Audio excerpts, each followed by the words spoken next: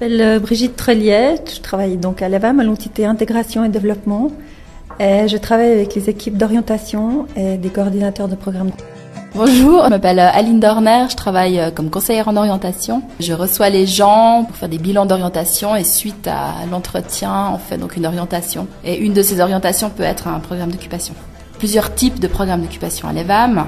Il y a des programmes d'occupation pré-professionnels dans le domaine de bâtiment, cuisine, nettoyage et puis formation dans le domaine de la santé. Autrement, il y a encore des programmes d'occupation d'utilité communautaire et des programmes d'occupation d'utilité publique. D'après vous, quel est l'objectif visé par l'EVAM de ces programmes? Globalement, l'objectif cardinal des programmes d'occupation, c'est l'insertion sociale et professionnelle. Et à divers titres, les programmes d'occupation doivent y contribuer. Par rapport aux objectifs des programmes d'occupation, c'est de mettre en valeur également les compétences des personnes, compétences sociales, mais compétences aussi professionnelles, d'acquérir encore d'autres compétences pour pouvoir les mettre en œuvre sur le marché du travail. Oui, comment pouvez-vous évaluer l'impact des programmes d'occupation sur la vie des migrants? D'évaluer maintenant l'impact de manière précise et quantitative, c'est relativement difficile.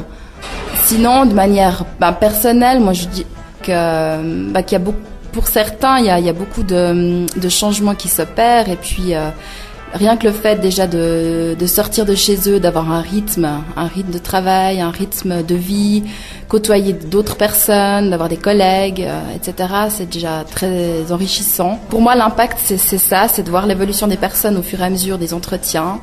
Mais dans l'ensemble, je dirais que c'est plutôt une prise de confiance qu'ils peuvent avoir, qui leur permet de rebondir et puis d'être conscients qu'ils sont capables de faire certaines choses alors qu'ils pensaient ne pas l'être.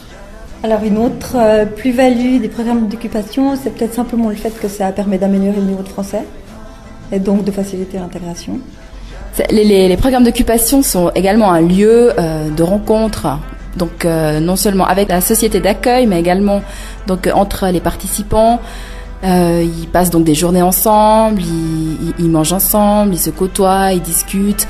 Enfin, c'est aussi un lieu d'échange, un lieu, je pense, qui est de rencontre, qui est important pour des personnes des fois qui sont souvent isolées ou qui restent seules chez elles. Que cet aspect-là des programmes est pas négligeable et puis je pense joue un rôle aussi important.